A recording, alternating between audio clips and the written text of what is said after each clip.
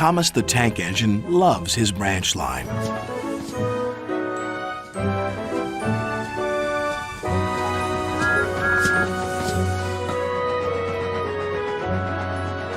One day, when he stopped at a small station, some children looked sad.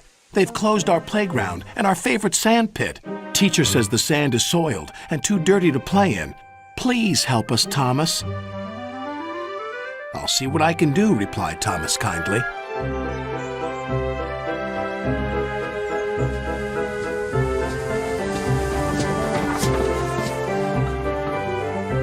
Thomas hoped things weren't quite as bad as the children had made them out to be.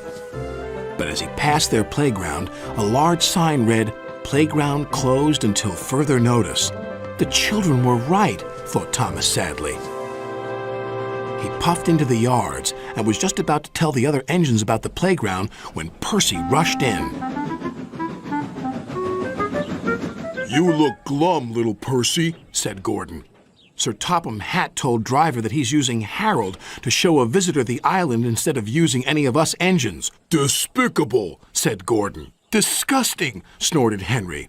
"Engines are meant to take visitors around our island, not that whirlybird thing," James exclaimed.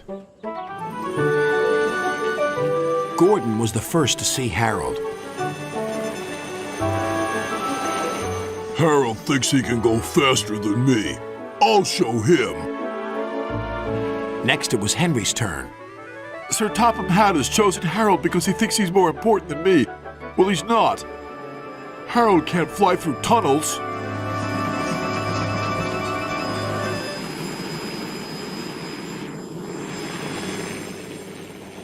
Percy stopped by a signal on his branch line near a field where sheep were grazing.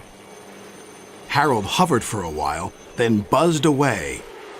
"I know what he's doing. He's counting sheep." And Percy puffed along his line, feeling much better about things. That evening, the engines talked about the situation. "Harold wants to get rid of us," said Gordon. "He doesn't need tunnels," added Henry. "Don't worry, he's just counting sheep," said Percy. "Counting sheep? Pah!" snorted Gordon. "He's counting how many engines he can get rid of. He'll see how useful I am tomorrow." Thomas wanted to mention the children's playground, but solving the mystery of Harold and the visitor came first. The next day, Gordon was traveling to collect his train. "We'll show that whirlybird just how fast you can go, Gordon," said his driver. But because they were watching Harold, they missed a signal and went on to the wrong line. Gordon was traveling to trouble. Ahead was a tunnel under repair. His driver reduced steam and braked hard. But it was too late.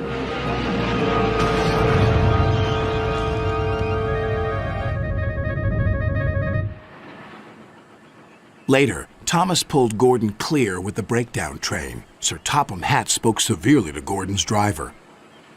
"Will Gordon be scrapped, sir?" asked Thomas sadly. "What makes you think that?" said Sir Topham Hatt. Thomas decided to pluck up courage. "Because the engines think the visitor is here to see if we can be replaced by Harold." Sir Topham Hatt laughed. "Well, the engines are wrong, and you shouldn't listen to rumors, Thomas.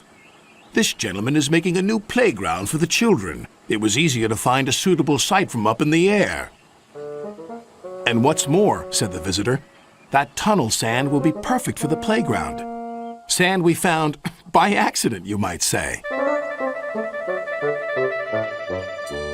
Sir Topham Hatt still uses Harold to fly above the island. But all the engines know that Harold isn't spying on them. He is just being very useful.